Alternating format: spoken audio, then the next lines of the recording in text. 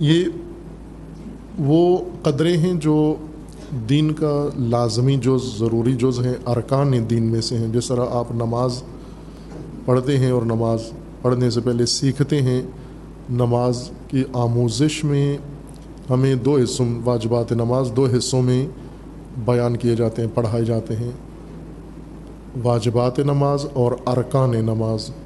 ارکان نماز جو دین نماز کا بنیادی ڈھانچہ ہیں، جن کے اوپر نماز کا سارا نظام قائم ہے۔ ان ارکان اور غیر ارکان، واجب رکنی اور واجب غیر رکنی کے متعلق ایک فرق یہ بیان کیا جاتا ہے کہ واجب غیر رکنی اگر ترک ہو جائے نماز میں، اس کی تلافی کی جا سکتی ہے۔ نماز کے اندر ہی حکم ہے کہ اس کو اس طرح سے آپ پورا کر سکتے ہیں، اس کمی کو جو واجب غیر رکنی کی آپ سے سرزد ہو گئی ہے۔ لیکن اگر واجب رکنی ترک ہو گیا ہے، آپ سے کسی بھی دلیل سے ترک ہو گیا ہے، اس کی کوئی تلافی نہیں ہے، آپ اس کو نہیں تلافی کر سکتے۔ یہ نہیں کہہ سکتے کہ میں یہ کمی سجدہ سہو کر کے پوری کر دوں گا، یا ایک رکعت نماز احتیاط پڑھ کے پوری کر دوں گا، یا اس عمل کو تکرار کر کے اس کمی کی تلافی کر دوں گا۔ واجب رکنی اگر نماز میں ادا نہیں کیا، عمدن نہیں کیا، سہون نہیں کیا، جہالتاً نہیں کیا، غلطی سے نہیں کیا، غفلت سے نہیں کیا، آپ کی نماز نہیں ہے، ختم ہو جاتی ہے۔ دین بھی ایسا ہی ہے، کل دین نماز کی طرح ہے۔ نماز عمود دین ہے، ستون دین ہے، اور دین کے بھی ارکان ہیں۔ واجبات دین دو طرح کے ہیں، رکنی اور غیر رکنی۔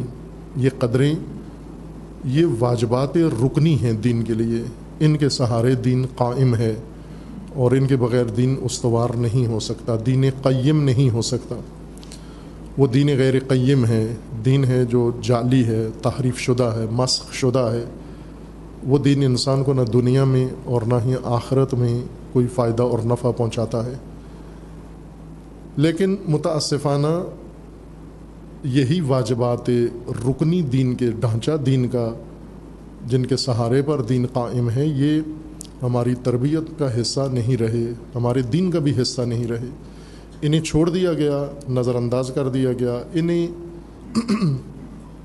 اخلاقی امور قرار دے کر یہ بتایا گیا کہ اگر انہیں انسان بجا لائے تو بہتر ہے، خوب ہے، اچھے لوگ ہیں، لیکن اگر نہ بھی ہوں اور واجبات ادا کر لیں، نماز روزہ کر لیں، یہ قدریں نہ بھی ہوں تو بھی مومن ہیں آپ، جنت کے مستحق ہیں آپ، پاداش آپ کو نصیب ہو جائے گی، اجر مل جائے گا آپ کو۔ یہ غلط فہمی ذہن میں ڈالی گئی ہے، اور جس طرح یہود کے ذہنوں میں غلط فہمیاں ڈالی گئیں دین کے بارے میں، اور وہ غلط فہمیاں ان کا عقیدہ بن گئیں، ان کا دین بن گئیں، اور ان کے معمول بن گئیں، اور اگلی نسلوں میں منتقل ہو گئیں۔ وہ یہ کہ ہم برگزیدگان ہیں، ہم منتخبین ہیں، ہم اولیاء خدا ہیں، ہم ہرگز جہنم میں نہیں جائیں گے، جنت مخصوص ہے ہمارے لیے، اور ہمارے علاوہ کوئی بھی۔ یہ قرآن کی آیات ہیں جس میں یہود کی یہ غلط فہمیاں جو ان کے ذہنوں میں توہمات تھے،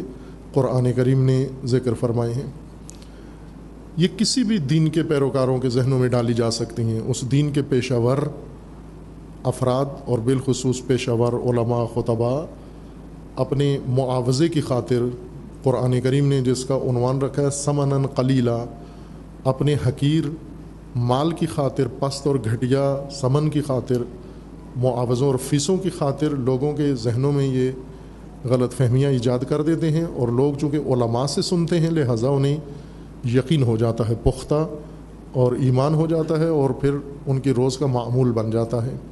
یہی دین اسلام کے ساتھ بھی ہوا۔ وہ قدریں جو واجب رکنی تھیں دین کی، جن کے اوپر دین کا نظام قائم ہونا تھا، انہیں اخلاقی بے اہمیت مسائل قرار دے کے چھوڑ دیا گیا، اور اس کی جگہ پر دیگر واجبات کو ضروری تاکید کر دی گئی کہ آپ نے کسی قیمت پر یہ عمل نہیں چھوڑنا، بے شک قدریں چھوڑ دیں آپ۔ نتیجہ یہ ہوا کہ آج ہم عجیب دین کا ایک مجموعہ شکل دیکھتے ہیں کہ جس میں دین ہے، رسمیں ہیں، اعمال ہیں، عبادتیں ہیں، خیانت بھی ہے، بے وفائی بھی ہے، غدر بھی ہے۔ ہر قباحت جو دین روکتا ہے وہ دینداروں کے اندر اور مذہبیوں کے اندر نظر آتی ہے۔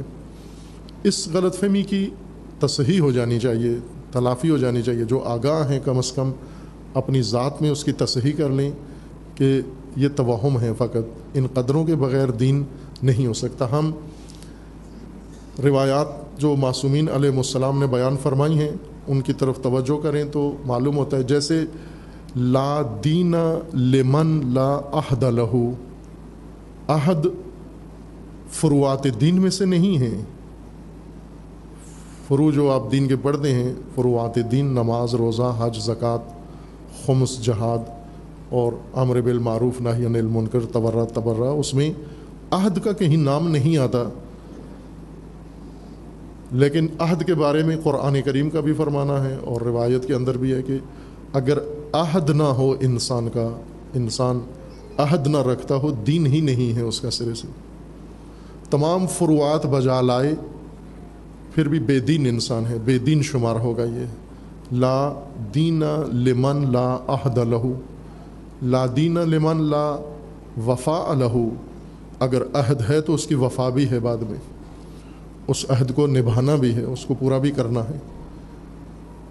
اگر عہد کیا ہے تو اس کو سر انجام تک بھی پہنچانا ہے اور مکمل پورا کرنا ہے۔ اگر مکمل نہ کیا، عہد کا کچھ حصہ ادا کیا اور کچھ حصہ چھوڑ دیا تو خائن شمار ہوں گے، اس صورت میں غدار شمار ہوں گے، غادر کے زمرے میں درج کیا جائے گا۔ اہل غدر ہوں گے جنہوں نے اپنا عہد پورا نہیں کیا اور مکمل نہیں کیا۔